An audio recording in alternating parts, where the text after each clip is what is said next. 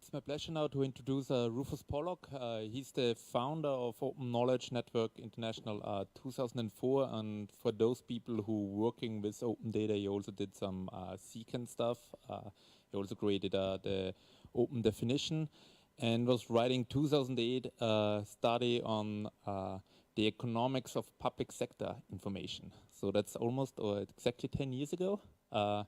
We will listen now to a presentation from him, what else is on his mind, and then after the presentation we will come back on to open data, and this will involve copyright, and will be hopefully an interesting talk. Very much.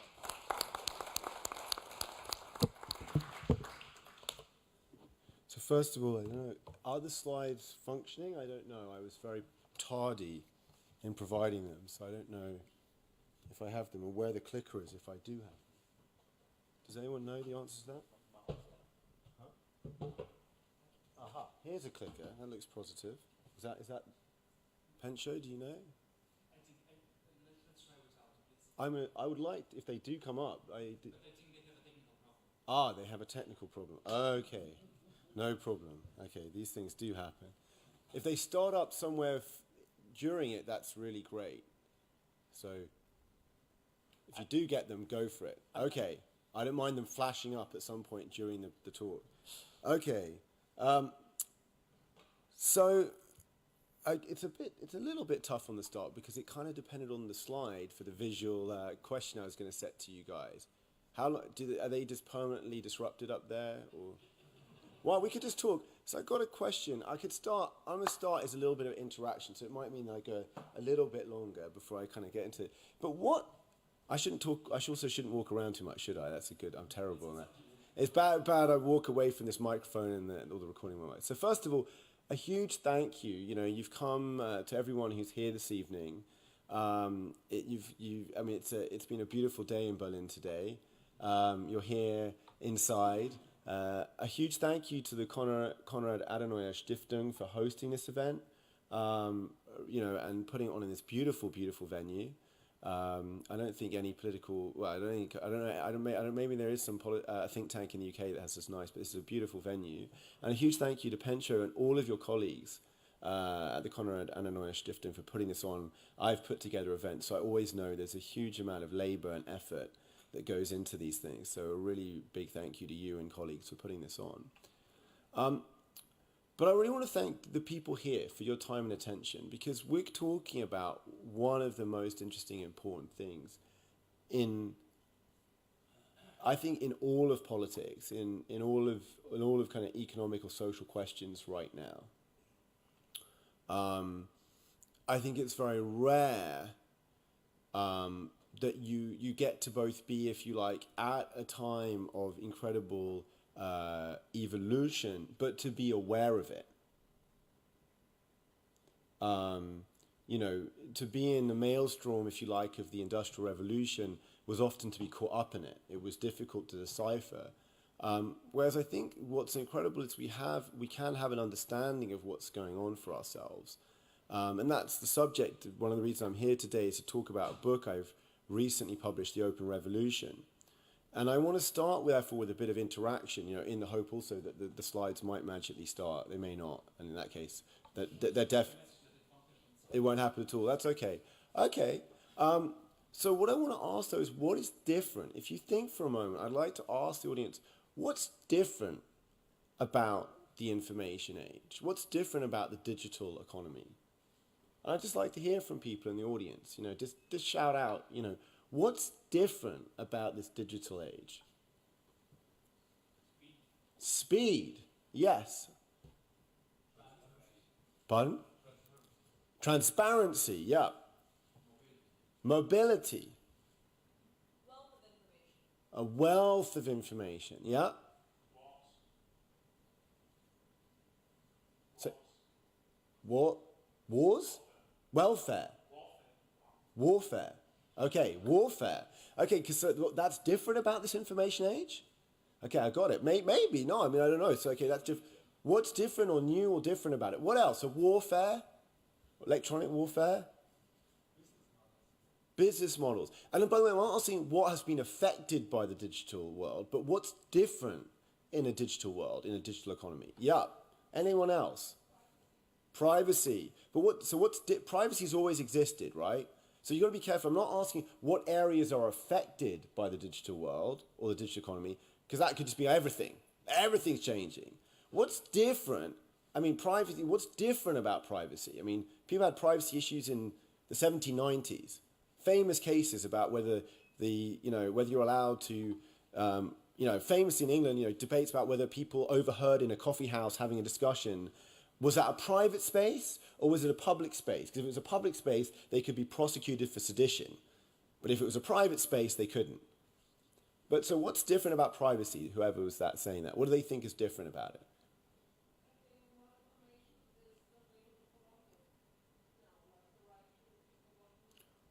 Okay, so it's harder to have privacy maybe. Okay, anyone else? Prediction. Prediction is better or worse, or what's different about prediction? Easier to predict. Okay, great. What else? Easier to predict things. I wish that, I was an economist for a while. I wish that was so. Okay. But, I don't know. We don't have a very good reputation for predictions. But, yeah? Access to information. There's more access to information. Yes. It's very deterritorialized. There's less of the state. Yes. Anyone else? There's endless, that's a great moment, endless resource. So I want to just talk about that, and unfortunately, I don't also have anything to draw on right now, so you're going to have to imagine for a moment something, which is, I want you to imagine, I think there's one fundamentally different thing about the digital world. I mean, lots of things have changed, and everything that people said is correct. But there's something really profound and simple that is different, at least from an economic point of view. And in this point of view, when I'm saying economic, I'm from that school. I'm an economist or a historian. I just loved history. I loved history and maths, and I ended up at the bisection of those two things, which was economics. You might say it was like mixing two things together and getting something worse. But, that's where I ended up, right? And what I loved often in history is understanding the underlying cause of events. What are the profound shifts? Is it wheat price, the rising price of wheat in the 18th century that is the true cause of the French Revolution? So what is this profound, simple shift in a digital world? And I want to come to that by just having a fun, interactive quiz that is also going to engage your imagination here, which is, I want you to imagine a banana, a movie, if I was old-fashioned, I'd say a DVD, because it's difficult to imagine a movie on Netflix in itself, but you could imagine it on Netflix or whatever else. And I finally want you to imagine who here has ever if you've ever had a cold and you've had to take an antibiotic, or you've been more seriously ill and you've taken a medicine. Imagine a pill, a small pill like this. Now, what I want you to ask is, imagine I have these three things arrayed here: a banana, a movie, and a pill. Which is the odd one out? And I'm going to ask, now you all got to vote. You've got to vote for one of these options, okay? You cannot abstain. So I want to go around. So who thinks it's the banana that's the odd one out? Okay, potentially you want to add that up. That's about 6 people, I think, in the room, okay? 7, maybe a bit more, 8. Who thinks it's the movie that's the odd one out? Great, okay. And who thinks it's the medicine that's the odd one out? Okay, it's about 4 people there. Okay, it's the medicine. Okay, so I'm going to suggest to you that it is the banana that is the odd one out here. And the reason I want to think about that is just to ask yourself a very basic question, which is, so what is the movie and the medicine really made of? Like, what is most of the value from an economic point of view in the movie? Like, a movie's made of what, right? A movie is made of, well, actually, when it's kind of sent to your computer, what is it made of? Well, no, it's actual bits on your hard disk. No, I don't think it's made of intellectual property. Intellectual property is a set of rules around it, but it's actually made of bits. Okay, it's atoms arranged on your disks, but it's bits, right? Everything in that sense. Now, the medicine, the main ingredient of the medicine is the recipe. The main value, the cost of the medicine. So let's say you look at a medicine, it might cost $1 billion to come up with the recipe for a new cancer drug. But the actual making of it might be, each pill might cost $1, right, to make each pill. For a movie, how much does it cost to make a movie nowadays? You know, a decent one with some special effects, you know, $100 million, 100 million euros. And it probably costs, how much does it cost to make the copy of that movie that's on your hard disk? A cent, maybe less, a tenth of a cent, 100th of a cent, close to nothing. And finally, how much does it cost? How much does a banana cost? Let's say it's 50 cents a euro. I mean, I'm exaggerating, it's probably a little bit cheaper, but a euro. Now, how much does it cost to make another banana when you've got one banana? The same again, a nut banana costs €1. I'm not saying, by the way, the price you pay. How much does it cost to produce, roughly? It costs another euro. You've got one banana tree, another banana tree. So first of all, I want to get two things. Medicine and the movie are made of information, and the banana is made of atoms. Now, I get the sticklers in the room will say, okay, the movie on your hard disk is made of atoms arranged in a certain way.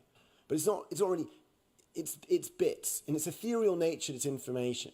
And the point of that is that things made of atoms cost roughly the same to reproduce. Whereas things made of information, once you've made the first copy, they're almost costless to make new versions of.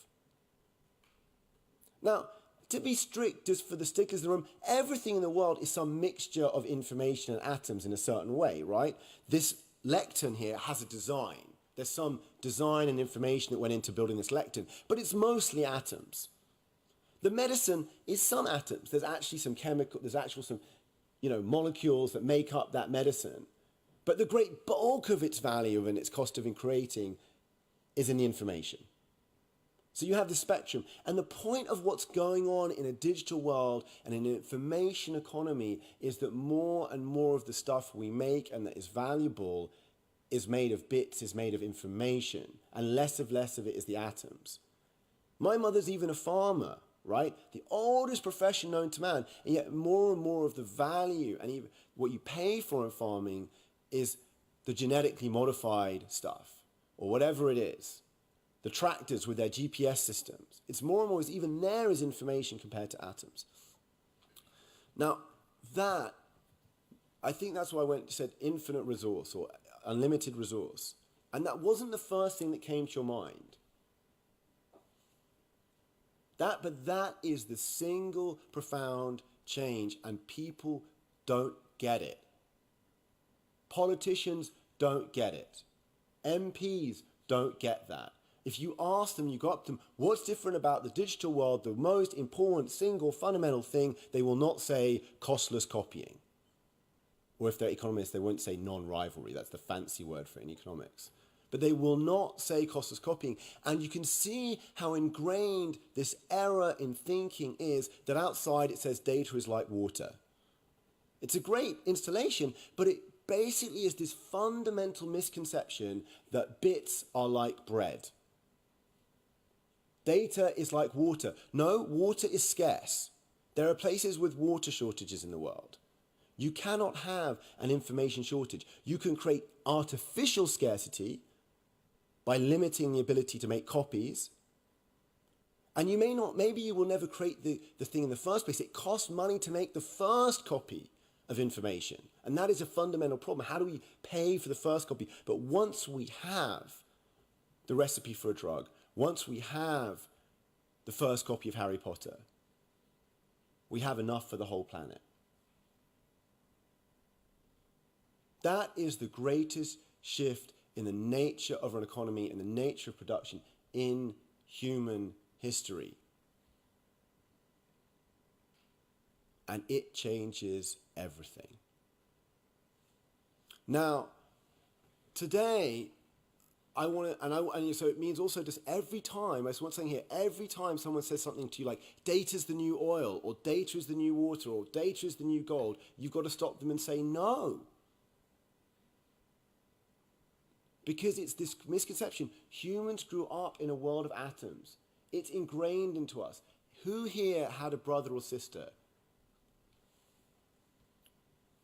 Did you ever have a dispute with your brother or sister about a toy? I want to play with it. No, it's my toy. I'm going to play with it.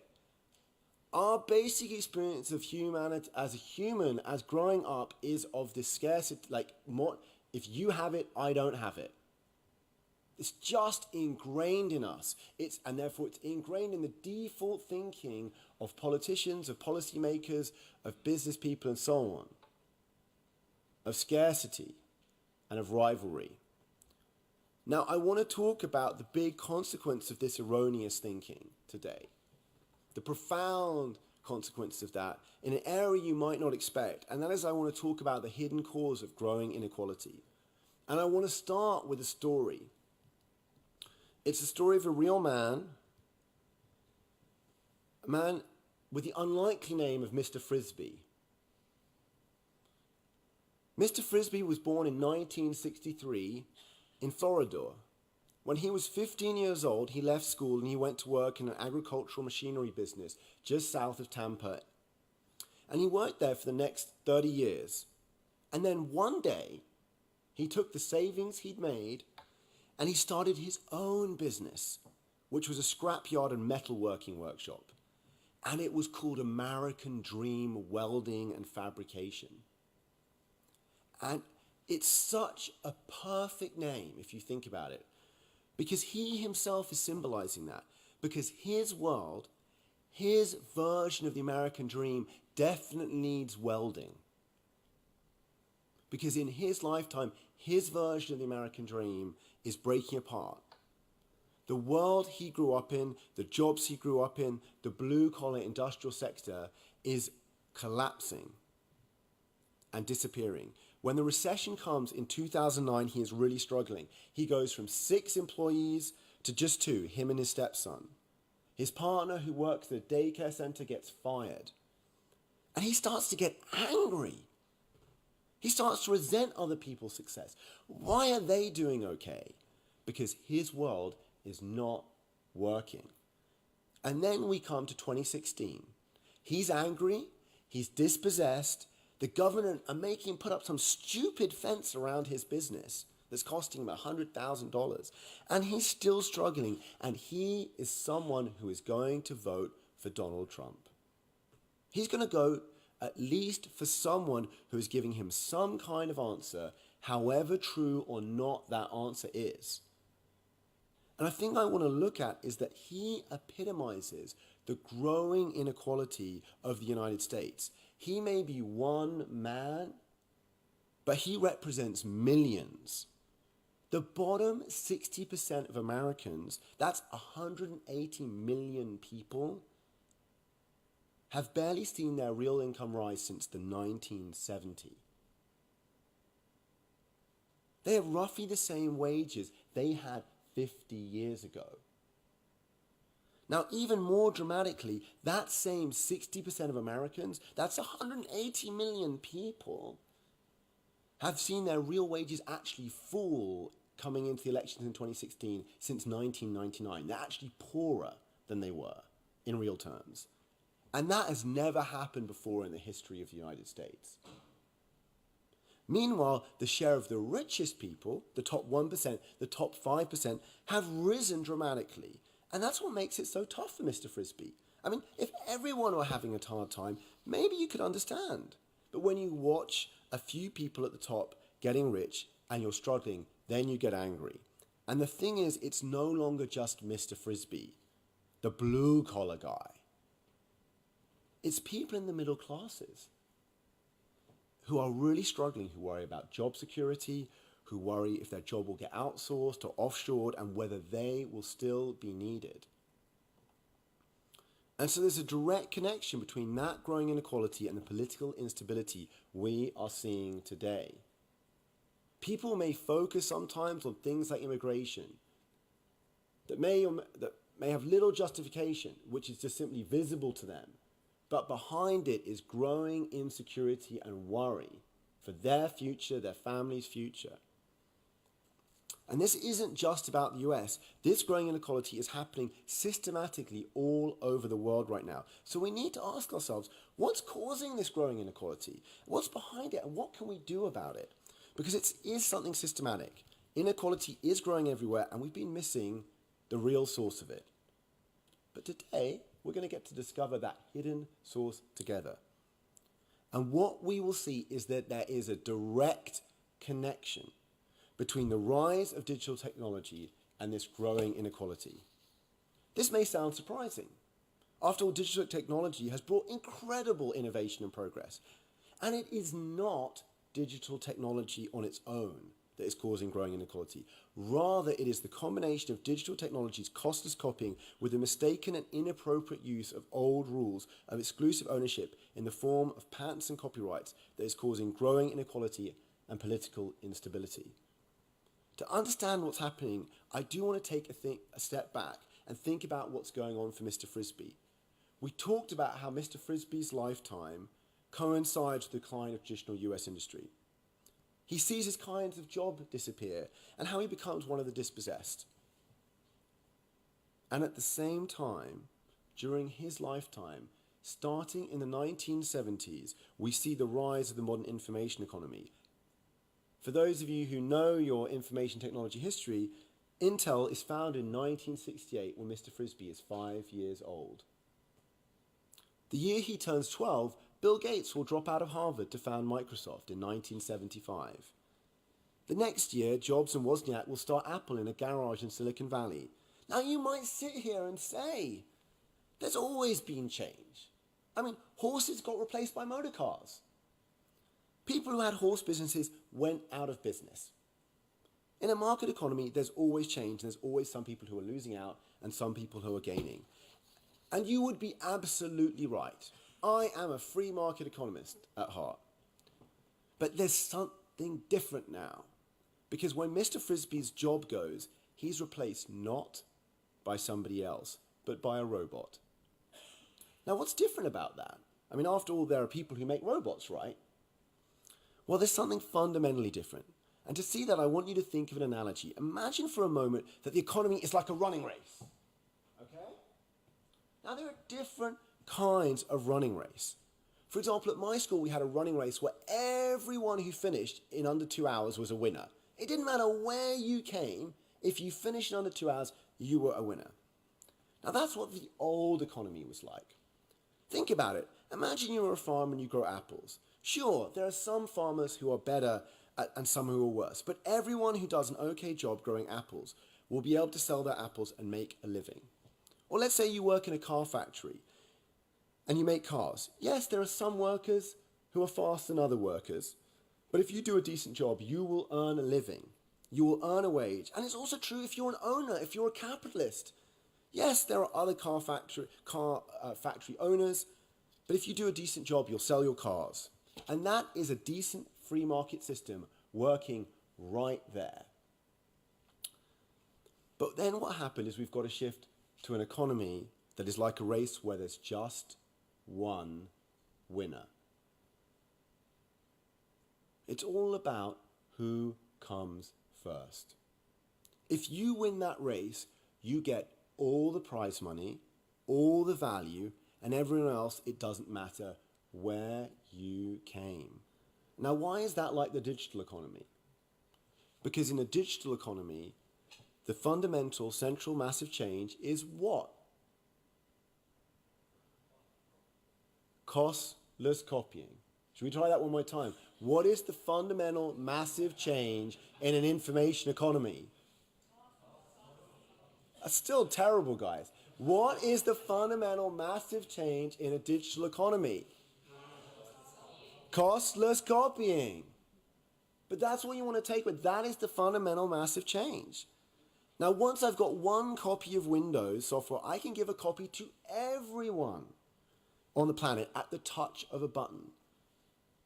And once I've got one copy of a movie or one copy of a database, I can reproduce it for everyone practically costlessly. So now we have a situation where one person can supply everyone, and that's very different. Let's just go back for a moment, and this is your this is like economics as an apple farmer, right? I mean, you can understand all of this change. You do not need fancy economists, fancy studies. You can do it in a simple model in your head. We now have the apples again. We're all apple farmers. Just for a moment, imagine that. We're all growing our apples. Now, there's a limit on how many apples we can each grow. Okay? That means I can be farming apples, you can be farming apples, he can be farming apples, and we can all sell our apples and make a living. I mean, maybe some of us are so terrible at growing apples, we go out of business, but that's life. That's good. That's some discipline of the free market there or whatever, and so on. But suppose that one day there is a farmer named Mr. Gates. And Mr. Gates has a magical apple tree. This is a fairy tale. I bet you didn't know that, right? And that apple tree can produce millions of apples every night. It's like a fairy tale, right? It's not during the day, it's at night. Millions of apples at no cost to Mr. Gates. He doesn't have to do anything. He just waits. And the next morning there are just as many apples as he could ever gather and sell. Suddenly, Mr. Gates can supply everyone with the apples that cost him nothing. He can undercut every other supplier, and he will dominate the entire apple market, and everyone else will go out of business. And that's what's going on. The real world Mr. Gates, once he has the Windows operating system, and he dominates. He supplies everyone in the world, and it costs him nothing to make each new copy. So he can dominate that market. Now, of course, by the way, you might say another apple supplier might come. Another person might invent a better magical apple tree, and that will happen. Monopolists may replace monopolists. But you generally end up with monopoly or close to monopoly in that market. And of course, sometimes there are different markets. Oracle is dominating in databases, and then there's operating systems. But within each segment, if it's apples or pears, you get this dominance that you didn't have in the old world of actual competition amongst apple farmers. And what's even more concerning about that, just to emphasize for you who say, hey, for those Chicago schoolers out there who like to say, oh, it's a contestable market. There was competition to become Facebook. Well, it's not the same. To do that one, we have to quickly go into Greek history and remember Kronos, the father of Zeus, who was foretold that his children would overthrow him. So you've got to imagine here the monopolist is Kronos, told by the economic gods that one day there will be an upstart innovator who will overthrow you. Well, what do you do? Well, Kronos was a logical titan. He said, it's simple. I'm going to eat all my children the moment they're born. But one day his wife escaped and had Zeus hidden away from Kronos. He was sleeping. Zeus escaped, cut open his father's stomach, and released the children. They made war on their parents and overthrew the Titans. Now, it may not be exactly the same, but why do you think Facebook paid $24 billion for WhatsApp when it had about $10 million in revenue? Now, WhatsApp's shareholders did get a good deal there, but Snapchat haven't. And moreover, we will never know the innovations or competition that would happen if WhatsApp had actually flourished on its own. We don't know what would have happened to Instagram. We don't know what happened to all those other companies where there's occasional ones that make it that got bought up. But we know and have huge amounts of evidence of what dominant monopolists do. We know what IBM tried to do. We know what AT&T tried to do. We know the innovations that they smothered or killed off at birth, that they slowed down. We know that the internet would probably not have happened if AT&T had had their way in the 1960s. We know what Microsoft tried to do to the browser. And if you notice, there's a common theme. The only thing that stops these dominant monopolists mostly is government intervention once they've become really established. The only reason IBM made an open PC in 1980 was that they were being sued by the US government for antitrust. The only reason we got an open browser and an open internet was because of what happened to Microsoft with antitrust in the 90s. There is a law of one. Now, that is what we are seeing, these incredible monopolies like Facebook, Google, Windows. In every vertical you look at, you have a monopoly or close to it. Now, there's one really important thing to add to this story, and that's the issue is not infinite costless copying. It's that a single person also has exclusive ownership and control of that material. Mr. Gates, the farmer, has exclusive control and ownership of his magical apple tree. that the real Mr. Gates, Microsoft, has exclusive ownership and control of Windows. That is what is crucial. We could have a story where Mr. Gates' magical apple tree is shared with everybody. Everyone has apples.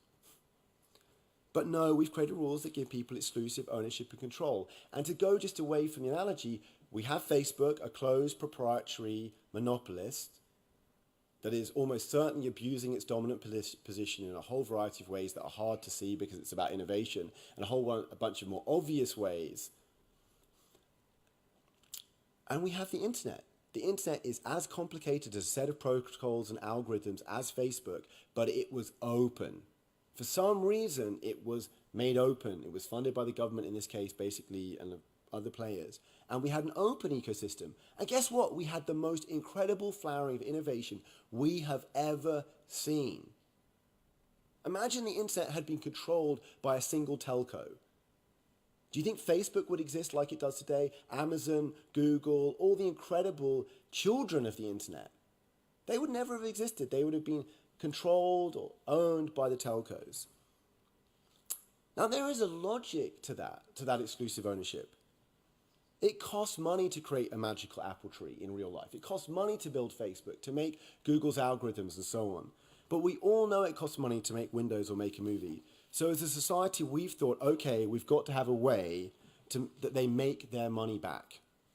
So what we've done is given out these monopoly rights, like copyright and patents, that give someone exclusive monopoly control of these pieces of software, these movies, these databases. And if that were the only option that we had, if that were the only way to pay for these innovations to get created, I would support it despite the downsides of that monopolies. But it is not. And there has been this massive unintended side effect of these monopoly rights. The result of running the new economy on these old rules of exclusive ownership is this incredible spiraling inequality. In 2016, the 8 richest people in the world had as much money as the bottom 50% of humanity. That's 3.5 billion people. And of those 8, how many of them were tech billionaires, do you think, of the 8 richest people in 2016? Very close, 6 of them. One of them was the Walmart family and Warren Buffett, right? 6 of the 8. And about 3 of those had only become that rich in like the last... Most of the others were like, it's established. This is sudden. This is an extraordinary, unprecedented concentration of economic wealth and power made possible because these goods are costlessly copyable and exclusively owned. And it creates this incredible anger for Mr. Frisbee. He sees his job disappear and he does not know why. He sees the few getting rich and he does not know why. And he gets angry and resentful. And it is this inequality driven by the information economy running on old rules of exclusive ownership and control that is the motor of the greatest political shifts of our time. It is being driven by people like Mr. Frisbee, or even people who are in the middle class, who are skilled workers or middle class workers, who are angry and dispossessed and afraid for their future, and understandably so, who are not getting new jobs in this new economy, but are simply getting replaced by the robots owned by Mr. Bezos, and now have nothing left, not even their labor, to borrow a phrase. So we need new rules. We need new rules for this new digital economy. Because taking the old rules of the physical economy, right? What we did when we invented property rights is very logical. This is mine. This is my pizza. I have it. I therefore should have rules about who gets to use it, etc.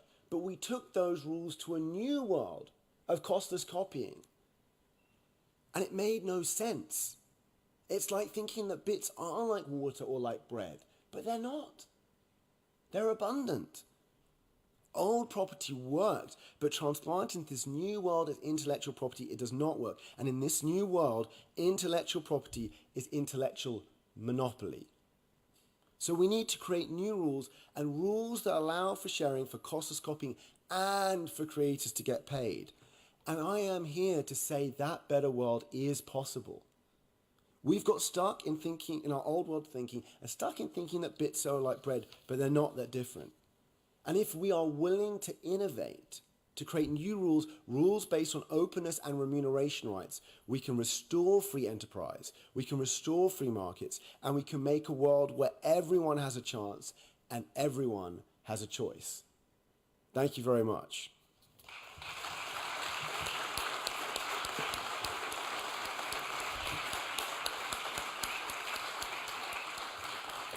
Where do we go? Stand here or move? No, we'll stand here. Thank you so much. We are running behind schedule, and unfortunately, the time still is not copyless, cost-free. So we will take one question from the audience, and meanwhile, I see our guy there. There's the hint for there's a Republica talk from 2017.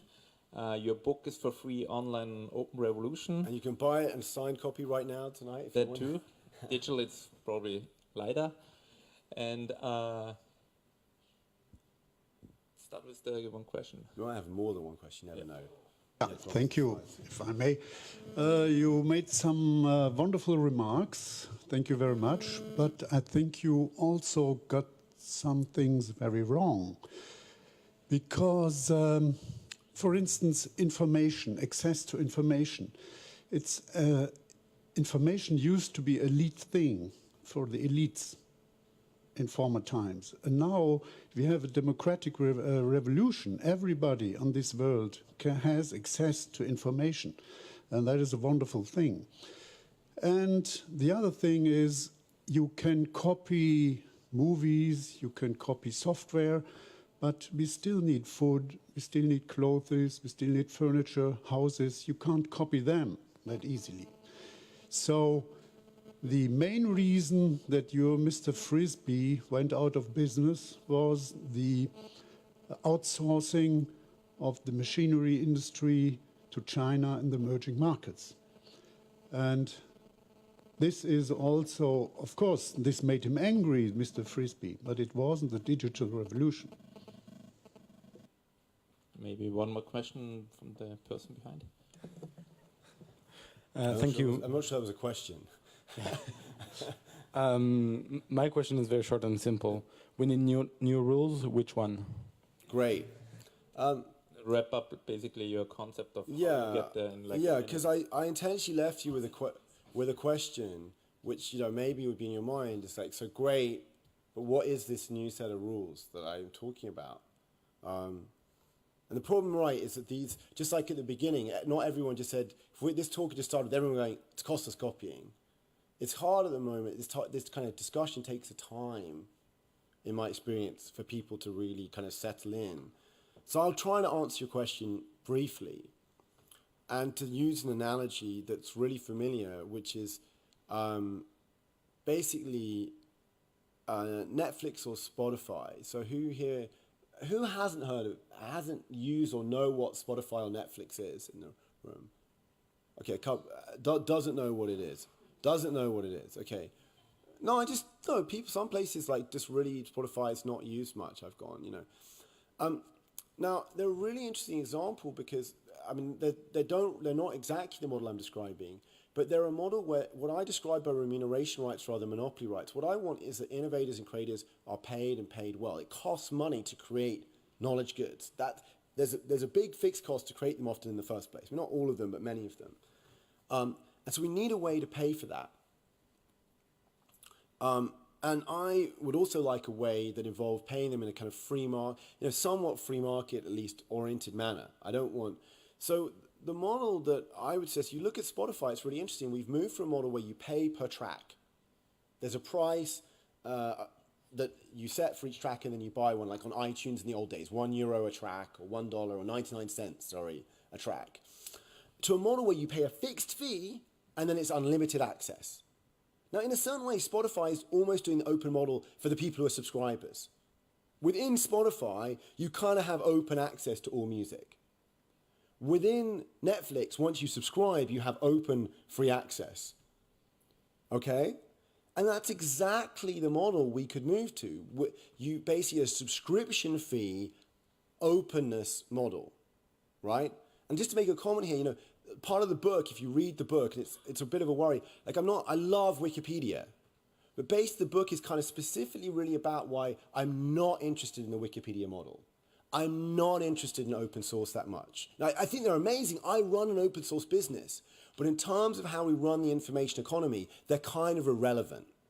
Like, people get hung up on them, but they can pay for some tiny fraction. People doing stuff as volunteers, or what I call the fries and ketchup model, okay, of open source. I'm going to make fries, I'm going to give them to you for free, and then I'm going to try and make enough money on selling you ketchup to pay for making fries, is a terrible business. Okay, I mean, I know it because I've done it. I've actually run a company doing that model, and it's really tough. It's bad business. Right? So like Wikipedia and open source are amazing, but as models, they're really just not going to cut it of what we're up to. I want to see the whole information economy. And just to talk to this gentleman, there's going to go on being houses and food and all that stuff. I'm just saying the majority of our economy is becoming about information. In that economy, I want to see all of it be open. I mean, I want to see every movie, every piece of music, every algorithm, every piece of AI, every piece of software, every statistical database that isn't personal data. I want it to be open, and I want people who create it to get paid as well as or better than today. Now, the solution to that is Spotify at scale and coordinated by the state. Because the problem with Spotify at the moment is they solve the problem at one level, but they move a monopoly up a level. They're now a monopoly at the level of subscribers. They charge a price that means that not all Germans will get access. I want a model which is demand-driven, where the amount of money that artists get paid is not determined by the state, it's determined by what people listen to, but where it is the government that coordinate the subscription fees for those services, right? Now, if you think this sounds a bit, whoa there, just think about this fact. That well-known socialist republic known as the United States of America, that is a joke, by the way, already funds, guess what? If you think of information production like car production, they currently fund, the government directly funds with public funding, 50% of all medical information production. They 50% fund all of that. That's like they paid for 50% of all cars. We already do this because we know information is different. It's why IP rights expire. And what I want is a systematic shift to a remuneration rights model that to an investor or an innovator looks like a patent. It's a right to get paid from a fund like Spotify that's set up and funded by the government. They're paid based on consumer demand, on a market-like way, at scale. We already have models in Spotify. We have models in collecting societies. In areas you could really try this out, like medicines, which is the obvious place to start. The government already pays for pretty much all medicines directly or indirectly. Most governments, at least in Europe, have a state insurance of some kind or compulsory insurance where it's all paid for by the state. Imagine you switch that to a remuneration rights model. Now, all the big pharmaceutical companies still get as much money. Startups still get as much money, and suddenly no German is denied access to medicine because of price. That's chapter 10 of your book. Yeah, chapter 10 of the book. Now, I just want to, if you want to end, you want to cut me off. So one last thing you can take away if you want to tweet it, I'm just going to end, is say, I like to joke, we're in this new world, and it's kind of in this new world, it's like capitalism and socialism get together and have a baby. And maybe you'd like this because it's kind of like the German version of capitalism, like social market capitalism. You basically, why you think about that, in this new world, traditional property rights don't make sense. In a world of openness, everyone in society has access. Every innovator, every startup has access to all the pool of ideas. But the person who comes up with it gets paid, like in capitalism. There's a property right, like the remuneration right is a property right, but it's not one that's a monopoly. So you get the best of both worlds. You get the unlimited access, the fairness, the opportunity, the abundance, if you like, in theory of socialism in this new world of unlimited copying, and you get the free market enterprise, the freedom of enterprise, the freedom of choice that's such a great thing about free market capitalism. Made possible because we're in a new world of costless copying. Thank you so much. Cut me off. Continue the discussion afterwards.